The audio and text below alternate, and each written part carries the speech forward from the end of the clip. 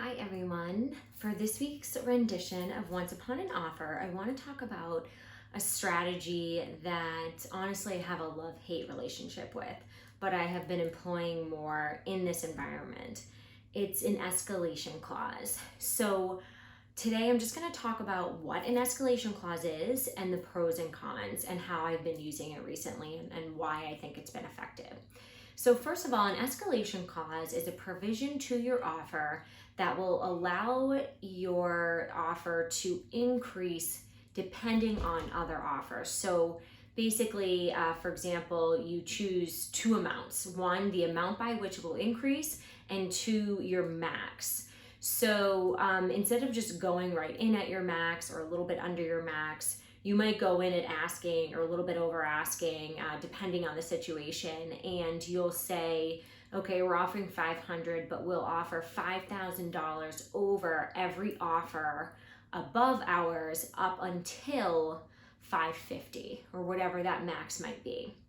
So the pros and the cons of the escalation offer, first of all, a con is that you're showing your cards. All your cards are on the table. This is the price that you're willing to go up to, and the seller knows that. The pro is that when you're in a rising market that we're in right now, where the property might sell for a price that is not yet determined by comparable sales, it's actually determined by the market in that moment, that it's challenging to compete, and it's challenging for me to advise where my clients what their max should be. So for example, particularly in the suburbs, we're seeing property go for a minimum of 30 to 50,000, sometimes even more over asking. But when I look at comparable sales, which is my typical strategy, I might not see what that purchase price is justified in the comparable sales data.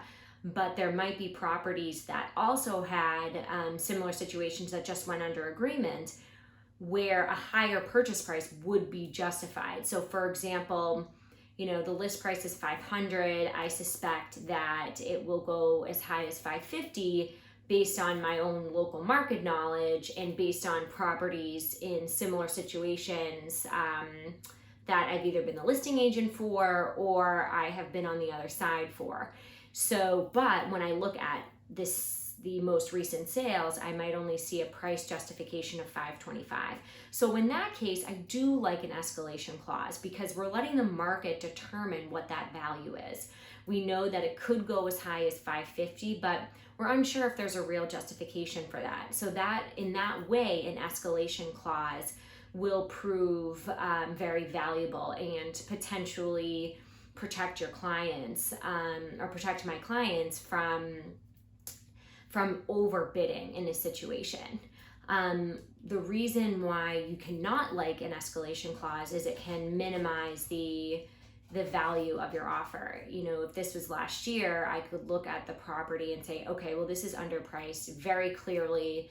There's comparable sales that justify going in at this purchase price. And if I were to do an escalation clause to that purchase price, it would actually minimize the value of our offer because it would be communicated to the seller, why don't you just go in at that price if that's your strategy. So the other time when a escalation clause can be negative is if you are unsure if there are going to be multiple offers and there aren't multiple offers, then it becomes a very hard pill for the seller to swallow, that they're not getting that extra money and that they knew you were willing to pay that extra money.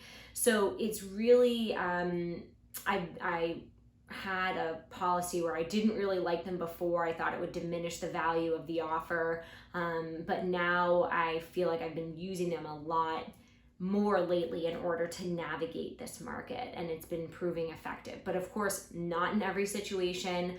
A lot of listing agents will say no escalation clauses, and we certainly don't want to ostracize ourselves and respect that. So But that's what an escalation clause is, and there are times where it has been, as I said, very valuable. So I hope this is helpful. If you ever have any questions, please don't hesitate to reach out or shoot me a message.